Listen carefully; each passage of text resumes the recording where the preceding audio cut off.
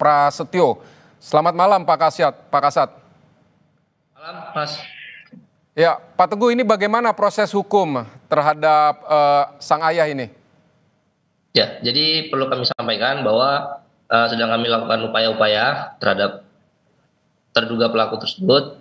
Namun demikian karena memang ancaman hukuman yang kurang dari 5 tahun sehingga tidak bisa dilakukan penahanan. Sehingga tadi seperti yang disampaikan bahwa kami berdayakan wajib lapor terhadap yang bersangkutan ini. Kemudian perlu kami sampaikan juga, Mas, pada hari ini tanggal 25 Juli 2025 sudah dilakukan pendampingan dan konseling dari tim UPTD PPA Provinsi Sumatera Selatan dan UPTD PPA Kabupaten Banyuasin, yang mana juga terdapat seorang psikolog di dalam tim tersebut.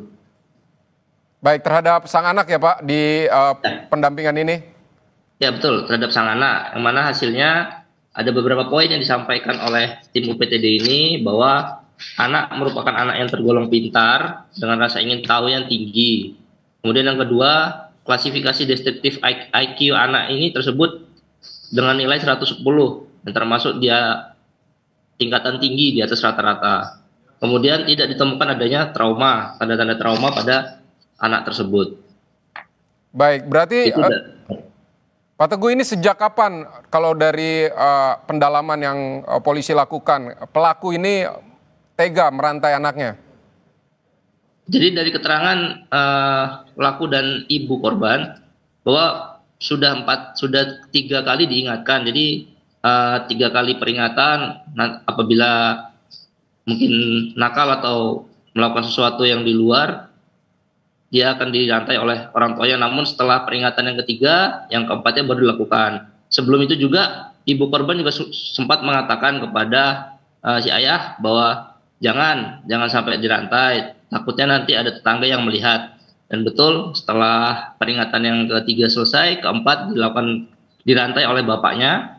Karena bapak dan ibunya ini kerja malam, jadi malam dia berangkat sekitar pukul 22 atau pukul 23 malam berangkat, meninggalkan anaknya. Nah, pada saat pagi harinya anaknya tersebut teriak-teriak minta tolong, sehingga didengar tetangga, yang mana kemudian tetangganya mendatangi, kemudian membantu untuk memotong menggunakan gergaji besi.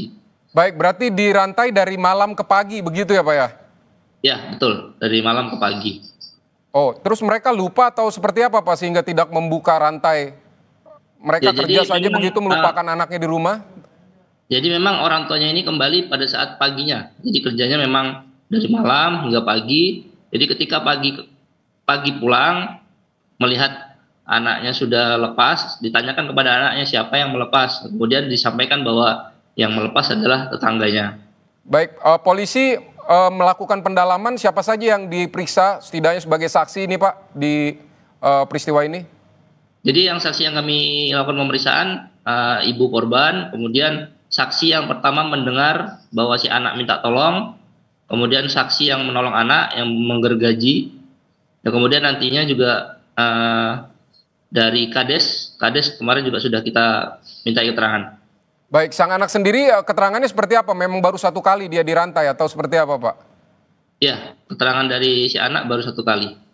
Oke, ada dari keterangan si anak apakah ada juga atau dari pemeriksaan polisi apakah ada bekas-bekas trauma atau kekerasan seperti itu?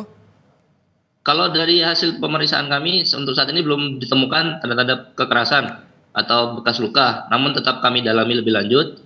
Untuk hasil dari konseling psikolog tidak ditemukan trauma, ada tanda trauma dari anak tersebut.